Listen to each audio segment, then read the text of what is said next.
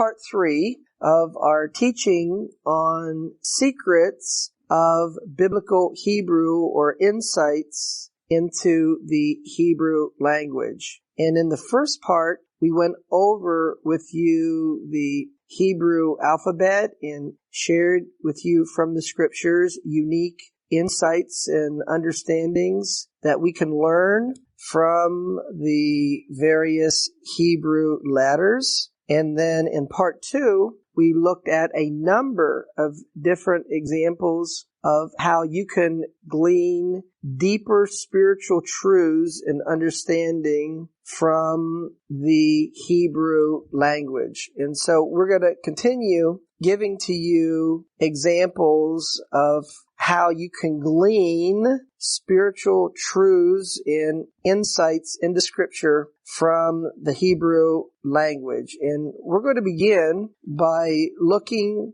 at the spiritual meaning and understanding of the spiritual giants that the children of Israel had to face when they went into the promised land. And the commandment was that you were to make no covenant with them, but you were to destroy these giants. Deuteronomy in chapter 7 verses 1 and 2, it is written, "When the Lord your God shall bring you into the land where you go to possess, and has cast out many nations before you, the Hittites, the Girgashites, the Amorites, the Canaanites, the Perizzites, the Hivites, and the Jebusites, 7 nations greater and mightier than you. And when the Lord your God shall deliver them before you, you shall smite them, and you shall utterly destroy them. You shall make no covenant with them, nor show mercy unto them." So while in the days of the children of Israel, these were literal people that dwelled in the promised land that the children of Israel had to defeat to inherit the land of Canaan from the promises that were made to Abraham, Isaac, and Jacob, we are going to break down the meaning of their names in the Hebrew to understand deeper and richer spiritual truths that the God of Israel is trying to teach us as we live our lives unto Him and we pursue the will of God in our lives to receive the promises of God for our lives. So continuing on in Deuteronomy chapter 20 verses 16 through 18, it is written, "But of the cities of these people which the Lord your God does give you for an inheritance, you shall save alive nothing that breathes, but you shall utterly destroy them, namely the Hittites, the Amorites, the Canaanites, the Perizzites, the Hivites, and the Jebusites, that they teach you not to do after all their abominations which they have done unto their gods." So our spiritual enemies are called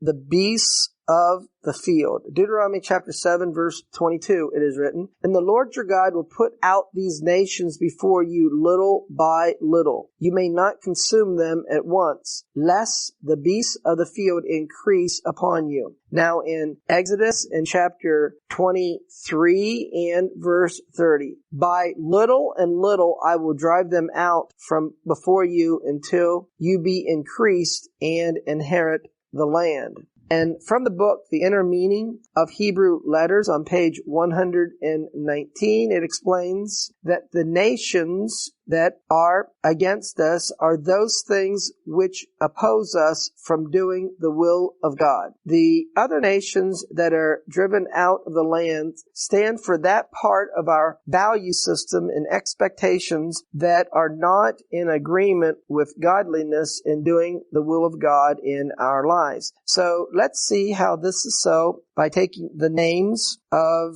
these 7 peoples and nations that are in our human ability. They are greater and mightier than us. So Hittite in Hebrew is related to the Hebrew word hatit, which means fright or terror. And this is taken from the Inner Meaning of the Hebrew Letters on page 211. So the Hittites represent discouragement and terror. Deuteronomy chapter 1 verse 21, it is written, "Behold, the Lord your God has set the land before you. Go up and possess it, as the Lord God of your fathers has said unto you. Fear not, neither be discouraged." So this word discouraged, the Strong's number 2865 in the Strong's Hebrew Dictionary, is the Hebrew word hati. The Hebrew word hati comes from the Strong's number 2845, the Hebrew word heth. And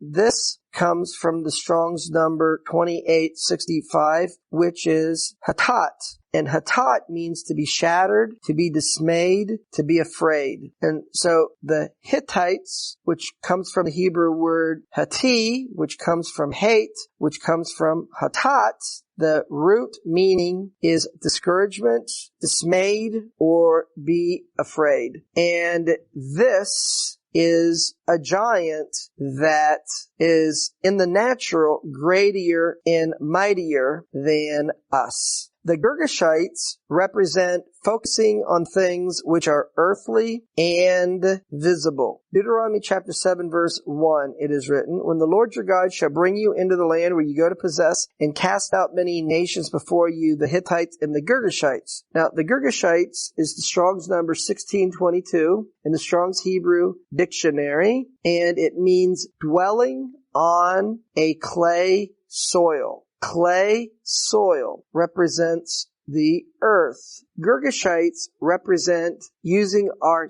human natural logic and human reasoning. And this is how the spies who gave a bad report, how they viewed their situation through their own human eyes, logic, and reasoning, as found in Numbers chapter 13, verse 31 and 33. "But the men that went up with him said, We be not able to go up against the people, for they are stronger than we. And there we saw the giants, the sons of Anak, which come of the giants, and we were in our own sight." And the evaluation of how things are in your own sight comes from your own human, natural logic and reasoning. "And we were in our own sight as grasshoppers, so we were in their sight." And so this takes us back to Romans chapter 8 verse 7, where Paul says that the carnal mind is an enemy against God, and the carnal mind is not subject to the Torah of God, neither indeed can it be. So the carnal mind is regarded as being of the flesh. Romans chapter 8 verse 8, "So that they that are in the flesh cannot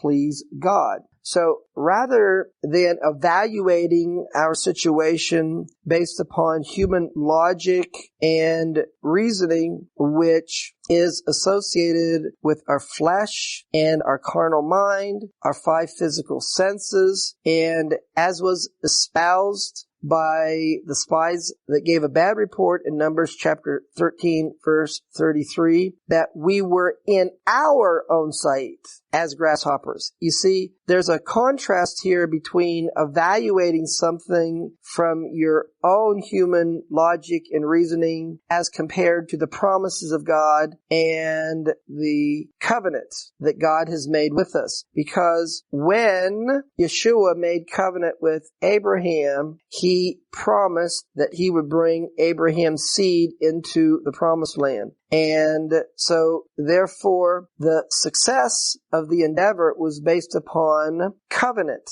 It was based upon the integrity of the word of the God of Israel to fulfill his oath.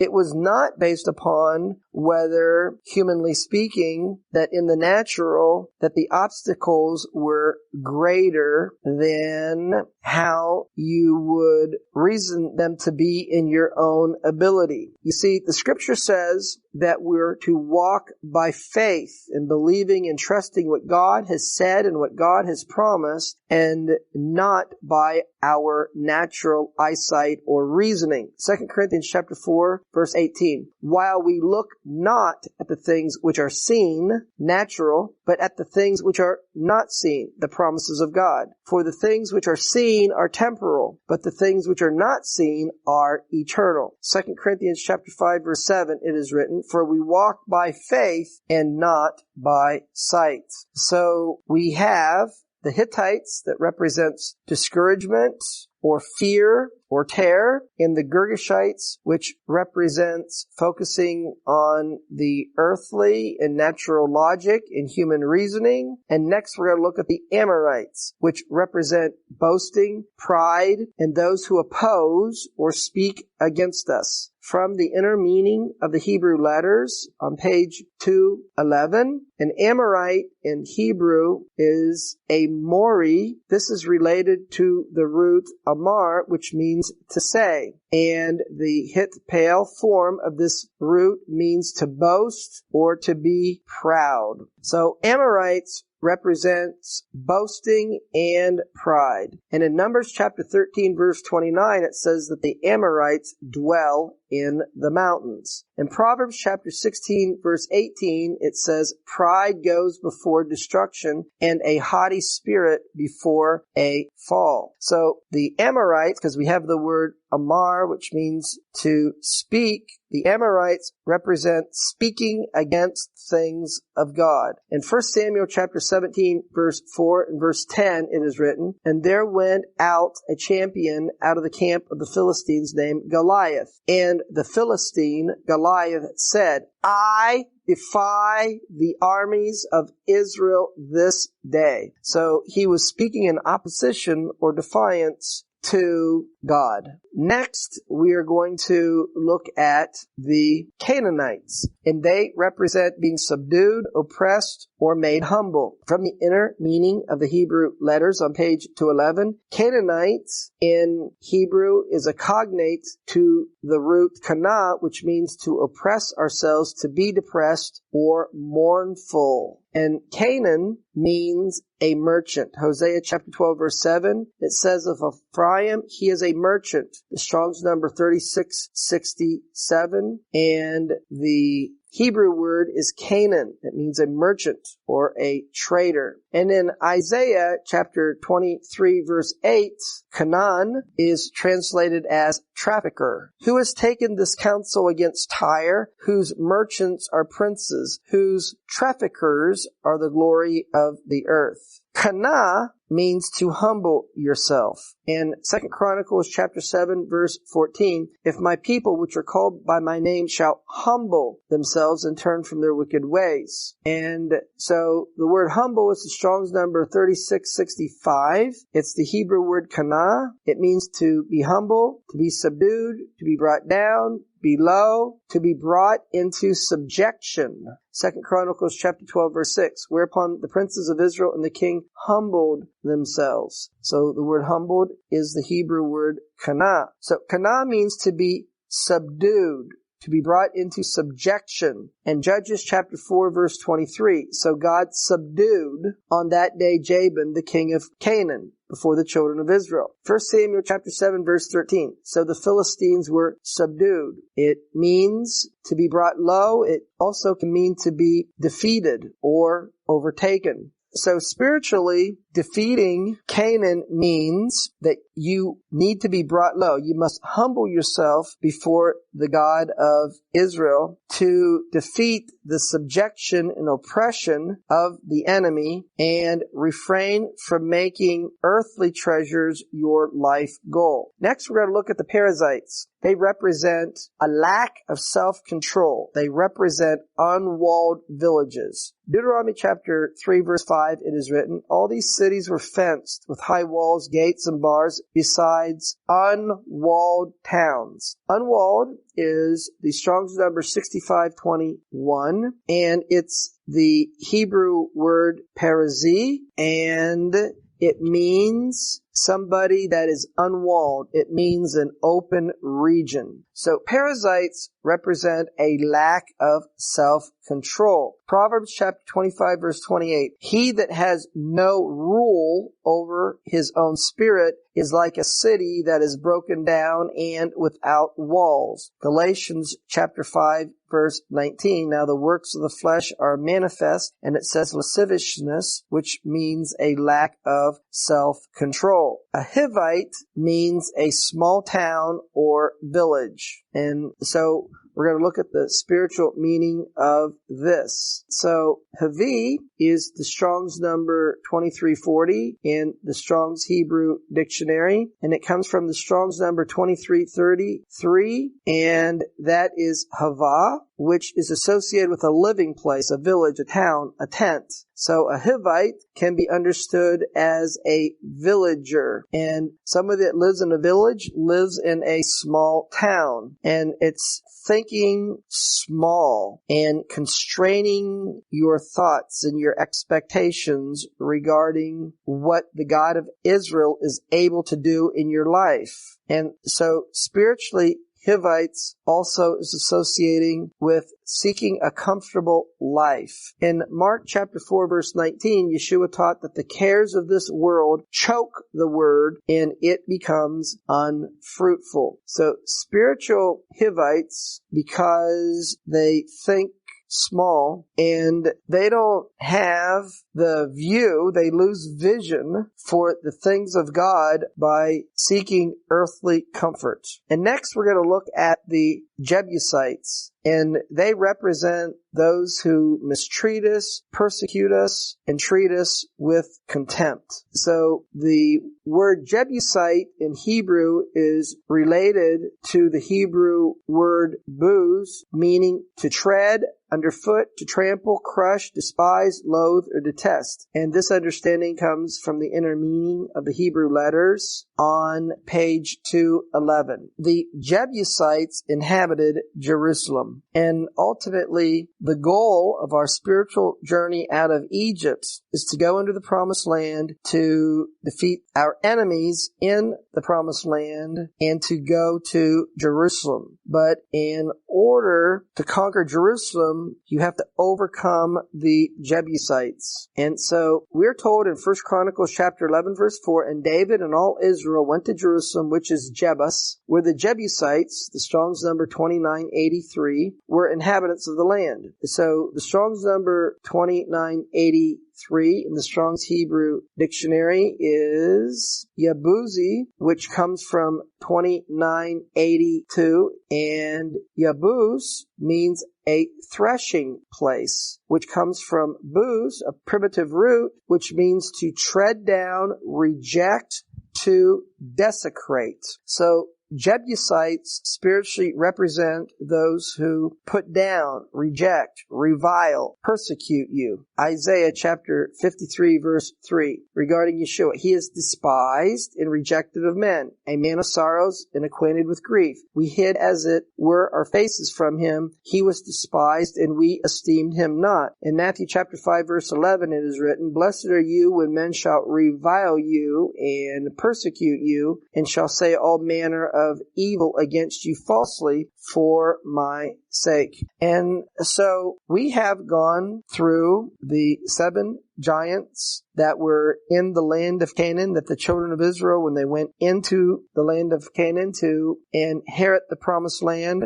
from the covenants that was made to Abraham, Isaac, and Jacob, that by looking at their names and breaking it down in the Hebrew, it will communicate to us a spiritual understanding of what are our giants in the spiritual world as we seek to do the will of the God of Israel in our lives. So next, we're going to understand from the Hebrew that the number 7 represents completion. From the book, In His Own Words, by Grant Luton on page 83, he explains the Hebrew word for 7 is shavah. When this same word is pronounced sava, it means to be full or satisfied. And so the number 7 in the Bible represents represents completion. And the Bible has various biblical cycles of 7 or completion. For example, we have a week of days. 6 days of work is followed by a Sabbath day of rest. We have a week of weeks. The day of Pentecost, or Shavuot, always falls 49 days after the day of first fruits from Leviticus chapter 23, verses 15 to 21. We have a week of months. The 7 feast days all fall within a period of 7 months. And Passover is the first month, and we have the Feast of Tabernacles is the 7th month. We have a week of years. The Bible tells us in Leviticus chapter 25, verses 1 through 5, we have 6 years of sowing and reaping that are followed by a year of Sabbath rest, wherein the ground lies fallow. We have a week of weeks. We have 7 times 7, 49 years, followed by the year of Jubilee. We have a week of years where all debts are canceled and all slaves are set free. Leviticus chapter 25, verse 8. And finally, we have a week of millenniums. 6,000 years of human history is followed by 1,000 years of peace on earth, wherein Messiah Yeshua will rule from his throne in Jerusalem. Now we're going to see that the God of Israel teaches us according to biblical blueprint or biblical pattern. For example, the tabernacle that was built in the wilderness by the children of Israel is a blueprint, or it's patterned after the heavenly tabernacle. Exodus chapter 25, verses 8 and 9. And let them make me a mikdash, a sanctuary, that I may Shekan dwell among them, according to all that I show you after the pattern, the blueprint of the tabernacle, and the pattern of all the instruments thereof, even so shall you make it. So this is explained in Hebrews chapter 8, verse 5, that the tabernacle in the wilderness is a blueprint of the heavenly tabernacle. It says, which serve unto the example and a shadow or a blueprint of heavenly things, as Moses was admonished of God when he was about to make the tabernacle. For see, says he, that you make all things according to the pattern shown to you in the mount. So the tabernacle in the wilderness was built after the pattern or the blueprint. And we're told in 1 Chronicles chapter 28, verse 11, that Solomon's temple was built according to the divine pattern, as it is written. Then David gave Solomon his son the pattern of the porch and the houses and the treasuries and the upper chambers and the inner parlors in the place of the mercy seat. The temple contains a divine pattern. Regarding Ezekiel's temple, the temple of the Messianic era, Ezekiel chapter 43, verse 10 and verse 12. Son of man, show the house to the house of Israel, and let them measure the pattern. Show the house to the house according to the pattern. Then it says in Ezekiel 43, verse 12, this is the Torah, or the instruction of the house, is to show the house to the house according to the pattern. So the Torah is taught in parables. Psalm chapter 78, verses 1 and 2. Give ear, O my people, to my Torah. So the subject is the Torah. And regarding the Torah, it goes on to say, I will open my mouth in a parable. So the Torah itself is given or taught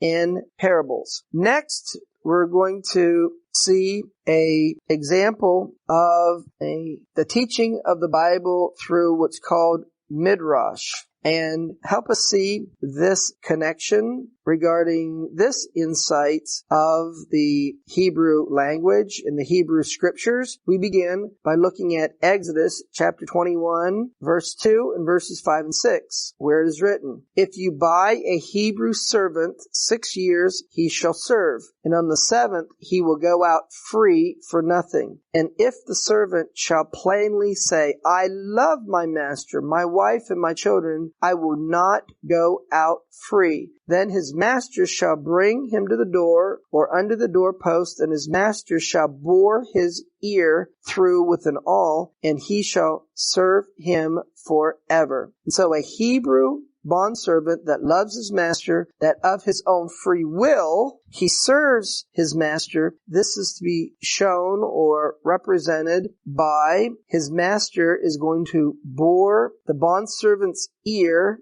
through with an awl, and it's going to indicate that the bondservant is going to serve his master freely, willingly, forever. Now, in Psalm chapter 40, verses 6 and 7, it is written, "Sacrifice and offering you did not desire. My ears you have pierced."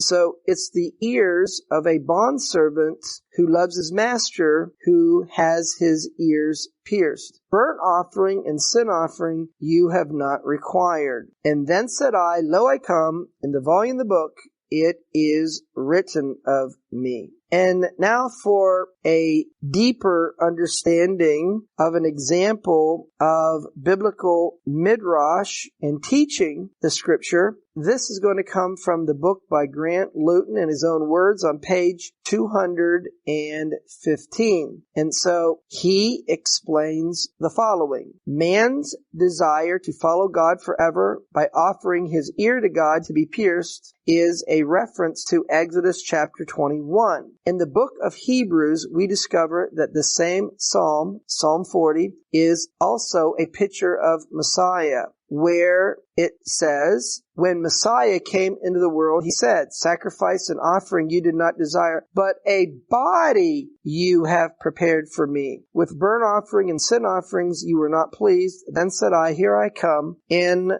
the volume of the scroll, I have come to do your will, O God." So this is taken from Hebrews in chapter 10 in verses 5 through 7. Though the writer is obviously quoting from the Psalms, that with a Greek mind, it would appear that the writer is making a mistake in the text and in the quotation. Notice that the phrase in Psalm 40, "But my ears have you pierced," which is Psalm chapter 40, verse 6, has been replaced in Hebrews in chapter 10 and verse 5 with "a body you have prepared for me." How can we reconcile this quote with the passage in Psalm 40? Well, it is a common technique employed by Jewish teachers that a Torah teacher would quote a familiar passage while inserting or substituting words. This was not done to mislead the students, since Hebrew students were thoroughly familiar with their Bibles, especially the Torah and the Psalms, and would never be fooled by such a gross misquotation as the one under consideration. The purposeful misquoting was a simple and quick method of revealing a deeper meaning called a midrash. It was to give the understanding of the text at a deeper spiritual level. So Grant Luton is explaining this in the book in his own words on pages 215 and 16. He continues, "This is why the phrase, 'my ears you have pierced,' is changed to 'a body you prepared for me.' Through the centuries, every time a servant offered his ear to be nailed to the doorpost of his master's house, he was keeping alive a picture of the Messiah who would someday come to offer his body to be nailed to a cross or nailed to the tree." So next, what we're going to show you in looking at secrets and insights into biblical Hebrew and the Hebrew language is we're going to give you some examples of Hebrew idioms. And the first example that we're going to give to you is that Israel is called the apple of the eye of the God of Israel. In Deuteronomy chapter 32 verses 9 and 10 it is written, "For the Lord's portion is his people. Jacob is the lot of his inheritance. He found him in a desert land and in the waste howling wilderness. He led him about, he instructed him, and he kept him as the apple of his eye." And then in Zechariah chapter 2 verse 8 it says, "For thus says the Lord of hosts, after the glory has he sent me unto the nations which spoiled you. For he that touches you touches the apple of his eye." And so this is a Hebrew idiom which means being near and dear to someone. Next, we're going to look at the Hebrew idiom. A good eye means being generous, and an evil eye means stingy. And this thought is from the book by Grant Luton in his own words on page 169. Good eye and evil eye are common Hebrew idioms. In Judaism, Ein Tovah, a good eye, means to be generous, and an Ayin Ra'ah, an evil eye, means to be stingy or greedy. So let's see how an evil eye is a Hebrew idiom for being stingy. Deuteronomy chapter 15 verse 9, "Beware that there be not a thought in your wicked heart, and your eye be evil against your poor brother, and you give him not." So a good eye is a Hebrew idiom for being generous. Proverbs chapter 22 verse 9, "He that has a good eye shall be blessed, for he gives of his bread to the poor." Next, we're going to look at the Hebrew idiom arise. And this is associated with awakening from spiritual slumber. When you are in spiritual slumber, you depart from the Torah. When you're awakened from your spiritual slumber, you return to the Torah. Psalm 102 verse 13, "You will arise and have mercy upon Zion, for the time to favor her, yea, the set time has come." Isaiah chapter 60 verse 1, "Arise, shine, for your light is come, and the glory of the Lord is risen upon you." Jeremiah chapter 31 verse 6, "For there shall be a day that the watchman upon Mount Ephraim will cry, Arise, and let us go up to Zion unto the Lord our God." So, given that arise is a Hebrew idiom for awakening from spiritual slumber, in Yeshua's parable of the prodigal son, we have these words from Luke chapter 15 verses 17 and 18. "And when he came to himself, he said, How many hired servants of my father's have bread enough to spare, and I perish with hunger? I will arise and go to my father." The next Hebrew idiom we're going to look at is walking. Walking, or to walk, is associated with following the Torah in the ways of the God of Israel. We can see this in Deuteronomy chapter 8 verse 6, as it is written, "Therefore ye shall keep the commandments of the Lord your God, to walk in his ways, to fear him." Psalm 119 verse 1, "Blessed are the undefiled in the way, who walk in the Torah of the Lord." Isaiah chapter 2 verse 3, at the end of the verse, it says, "He will teach us his ways, we will walk in his paths. For out of Zion shall go forth the Torah, and the word of the Lord from Jerusalem." The next Hebrew idiom we're going to look at is sit down. And sit down is a Hebrew idiom for learning and studying and being taught the Torah. In John chapter 6 verse 10, Yeshua said, "Make the men sit down." That means to teach them Torah. Now there was much grass in the place, so the men sat down, in number about 5,000. Torah is learned at the feet of your teacher. Deuteronomy chapter 33 verse 3, "Yea, he loved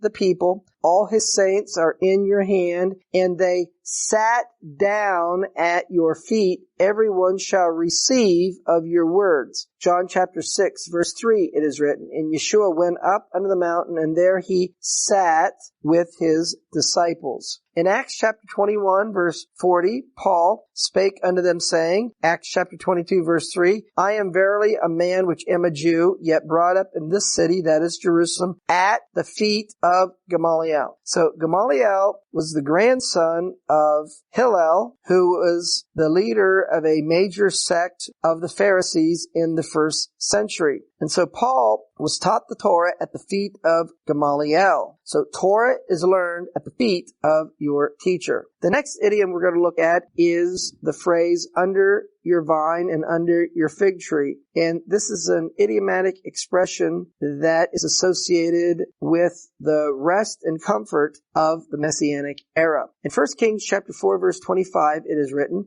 "And Judah and Israel dwelt safely, every man under his vine and under his fig tree, from Dan to Beersheba, all the days of Solomon. And so under your vine and under your fig tree represents rest and security and peace. Micah chapter 4, verse 2 and verse 4. And many nations will come and say, come, and let us go up to the mountain of the Lord, to the house of the God of Jacob. He will teach us his ways. We will walk in his paths. For the Torah shall go forth from Zion, and the word of the Lord from Jerusalem. But they will sit, every man under his vine and under his fig tree, and none will make them afraid, for the mouth of the Lord of hosts has spoken it. And so this phrase, under the fig tree, we find in the conversation that Yeshua has with Nathanael in John in chapter 1. Yeshua saw Nathanael coming to him and said, behold, an Israelite indeed, in whom there is no guile. Nathanael said to him, whence knowest thou me? How do you know me? And Yeshua said, before Philip called you, when you were under the fig tree, I saw you. So Yeshua is speaking to him and saying that you are a righteous person, and by being a righteous person, you are going to be in the kingdom of the Messianic era. So I saw you under your fig tree. And as a result, Nathanael recognized that he was speaking to the Messiah of Israel, who's going to bring that peace of the Messianic era. So in John chapter 1, verses 49 and 50, Nathanael answered and said, Rabbi, you are the Son of God. You are the King of Israel. And Yeshua answered and said to him, because I said to you, I saw you under your fig tree, you believe that I'm the Messiah? You will see greater things than this. And the next thing I want to share with you is that in Hebrew, the word Ephraim is written in the hills in Samaria in the land of Israel. And so the God of Israel, through the Hebrew language, is writing his name upon the mountains of Judea and Samaria. So also that can be found there by an aerial photograph, and you can see the Hebrew Ephraim and Yod He Vav He. Next, we're going to see something that is very interesting when you look at a Torah scroll on how the Torah represents the defeat of Pharaoh's army when they drowned in the Red Sea and the children of Israel crossing through. In Exodus chapter 15, verse 1 and verse 4, it is written, Then sang Moses and the children of Israel this song unto the Lord, The horse and his rider has he thrown into the sea. Pharaoh's chariots and his host has he cast in the sea. His chosen captains also are drowned in the Red Sea. And so who defeated Pharaoh's army in the Red Sea? It says in Exodus chapter 15, verse 6, Your right hand, O Lord, has dashed in pieces the enemy. Who's the right hand of the Lord? It's Yeshua the Messiah. And so then the Red Sea was parted. Exodus chapter 15, verse 8, And with the blast of your nostrils, the waters were gathered together. The flood stood upright as a heap, and the depths were congealed in the heart of the sea. And now from the book, In His Own Words, by Grant Luton on page 135, referring to that verse where I just read to you from Exodus chapter 15, verse 8, that with the blast of your nostrils, the waters were gathered together, the floods stood upright as a heap, and the depths were congealed in the heart of the sea. In recognition of this miracle event where Pharaoh and his army was defeated and the children of Israel crossed the Red Sea as it was parted, the scribes have traditionally printed this account in Torah scrolls in such a way that the lines of print looks like a wall. And you could only really see this if you would look at these passages in a Torah scroll. And so it's written like there's a wall, and the children of Israel are walking through the Red Sea, which has split. And so this is done in the way that they write the verses in the Hebrew to communicate this picture. The next thing we want to share with you is that when the Greeks came, and from the initial Greek leader Alexander the Great, and came and he conquered the Medo-Persian Empire, Empire and set up and established the Greek Empire and Greek rule in the area of the Middle East. And ultimately, we have that Alexander died and the Greek Empire was split among his 4 generals. And in time, from one of those 4 generals came a ruler that is mentioned in the book of Daniel. His name is Antiochus Epiphanes IV, and as detailed in the book of Maccabees, he then made decrees that everyone under the Grecian Empire should follow the Greek ways and do away with their own culture and their own individual uniqueness. And so this called for the elimination of following the Torah by the Jews. And this was totally unacceptable to religious Jews, and it caused an uprising against these Grecian dictates by Antiochus Epiphanes IV. And there was a priestly family that's known as the Maccabees that stood up in rebellion against the imposition of Greek ways and this Greek law. And this priestly family was known as the Maccabees. And so from the Wikipedia Encyclopedia explains the meaning of Maccabee. The name Maccabee probably means hammer and is properly applied only to the first leader of the revolt, Judas, the 3rd son of the priest Mattathias. The name Maccabee also might be derived from the battle cry of the revolt, which comes from Exodus chapter 15, verse 11. Who is like you, O Lord, among the gods? When you look at that verse in the Hebrew, the first letters of this 4-word slogan form an acronym of Mem, Kaf, Bet, and Yud. This became synonymous with the revolt. Its most famous warrior was Judah the Maccabee, and the name came to be used for his brothers as well, which accounts for the title of the book of Maccabees. And so in order to see this, you would have to see Exodus chapter 15, verse 11 in the Hebrew to see that the first letter of the first 4 words of who is like you, O Lord, among the gods, it then makes the word Maccabee. The next concept that I want to share with you that you can glean or understand through the biblical Hebrew or the Hebrew language is a concept known as equidistance sequence. I'm going to share with you one example from the book Yeshua, the Hebrew Factor by Yaakov Ramsel on page 20. He explains that he would count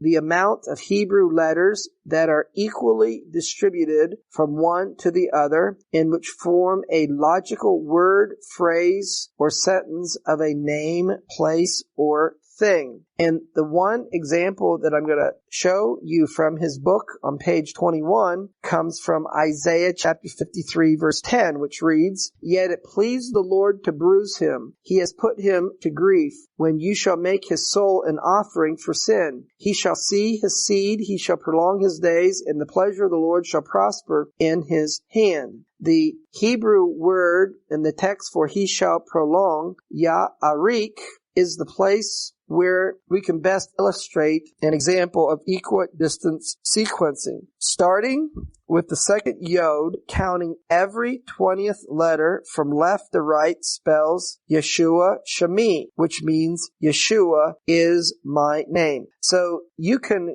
glean spiritual understandings by using this method of equidistance sequencing. And next I'm going to show you an example, and this comes from the book by Grant Luton in his own words on page 180, where if we look at Genesis chapter 1 verses 1 through 5, every 50th letter will spell the word Torah. And so next, if we look at Exodus chapter 1 verses 1 through 7, once again, every 50th letter is going to spell Torah. And so from the book, I actually have the Hebrew from Genesis chapter 1 through 5, where you can see every 50th letter spells Torah. And then also the Hebrew for Exodus chapter 1 verses 1 through 7, that every 50th letter spells Torah. And then we go to Leviticus chapter 1 verse 1. We're there and looking at the Hebrew. Every 8th letter spells the sacred name, the Tetragrammaton, Yahweh. Then Numbers chapter 1 verses 1 through 4. Every 50th letter spells Torah when you count backwards. And so we have the Hebrew text for Numbers chapter 1 verses 1 through 4, and it's in the book by Grant Luton in his own words on page 182. And then finally, from the same book on page 182, Deuteronomy chapter 1 verses 5 through 8, where there every 49th letter spells Torah backwards. And we have an example of that as well by looking at the Hebrew text. The next concept that I'm going to share with you that you can glean and learn and understand, and to many is a secret of the biblical Hebrew and the Hebrew language, is an examination of the book of Lamentations, that it is written in an alphabetic sequence. And this is explained in the book The Wisdom of the Hebrew Alphabet by Rabbi Monk on page 35. He explains that in the book of Lamentations, the alphabetic acrostics is used to symbolize the totality of destruction and transgression. In the book of Lamentations, which contains a series of lamentations with the initials of the verses following the 22 letters of the Hebrew alphabet, to indicate God's full fury was unleashed against the people of Israel because they transgressed the Torah which was given them with the 22 letters of the Hebrew alphabet. And this perspective is in the Talmud in Sanhedrin 104a. So chapter 1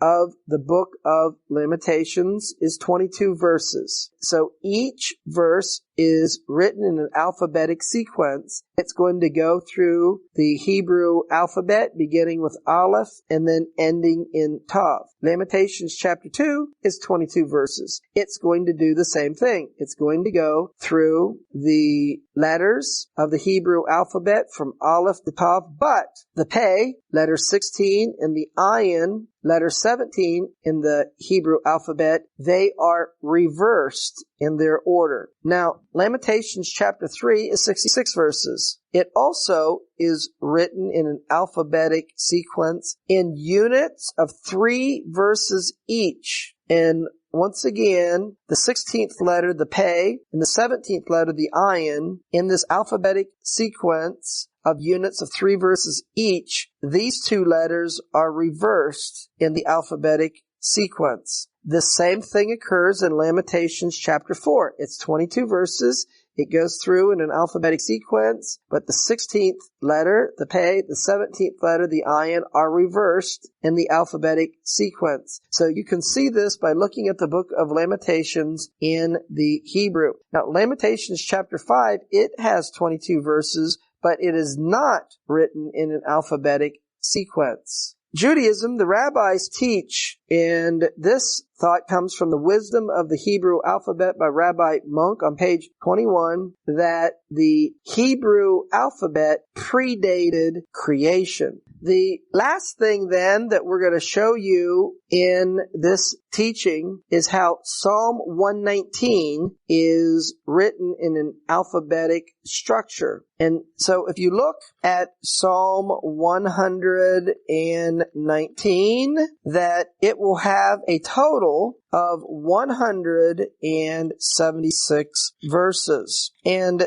that happens to be 22 times 8. There's 22 letters in the Hebrew alphabet, and Psalm 119 goes through the Hebrew alphabet in units of 8. It will sequentially go through the Hebrew alphabet. For example, Psalm 119 verses 1 through 8, the first 8 verses will all begin begin with the first letter of the Hebrew alphabet, the Aleph. And then the next 8 verses will all begin with the second letter of the Hebrew alphabet, the Bet. And then the next 8 verses will all begin with the third letter of the Hebrew alphabet, the Gimel. And so this continues sequentially through the entire Hebrew alphabet. And now the last thing that I want to show you in this teaching on secrets of biblical Hebrew and insights into the Hebrew language and how you can get a deeper and richer understanding of the Bible by knowing and understanding Hebrew and understanding how Hebrew is a picture language and how it communicates to us spiritual truths, is that Proverbs chapter 31 is written in an alphabetic sequence. So this is explained in the book The Wisdom of the Hebrew Alphabet by Rabbi Monk on page 34. And the verses which do this are Proverbs chapter 31, verses 10 through 31. And so here in these verses, they being 22 verses, beginning in Proverbs chapter 31, verse 10, that verse begins with the first letter of the Hebrew alphabet, the Aleph. Proverbs 31, verse 11, it begins with the second letter of the Hebrew alphabet, the Bet, and it goes through to Proverbs chapter 31, verse 31, where that verse is going to begin with the Hebrew letter Tav, the last letter of the Hebrew alphabet. So this is going to conclude our teaching on secrets of biblical Hebrew and secrets that are contained within the Hebrew language. And in this teaching, part 1, we shared with you as a foundation the 22 letters of the Hebrew alphabet and examples of their uniqueness in the spiritual truths that are found in the Hebrew scriptures relating to the 22 letters of the Hebrew alphabet. And then in parts 2 and 3, we gave you multiple examples of a variety of things, how Hebrew words, the Hebrew language, and the unique things that are communicated in our Bibles from the Hebrew and through the Hebrew, that we can glean and understand deep and rich spiritual understandings and truths that can enrich our faith in Yeshua as the Messiah by having a basic understanding of Hebrew and learning the principles and concepts in the scripture of the Hebrew language that helps us to glean and understand spiritual truths. So I pray that this teaching has been a rich blessing to you, and it will encourage you to study your Bible in a deeper way to help you in your walk, in your faith in Yeshua the Messiah. Amen.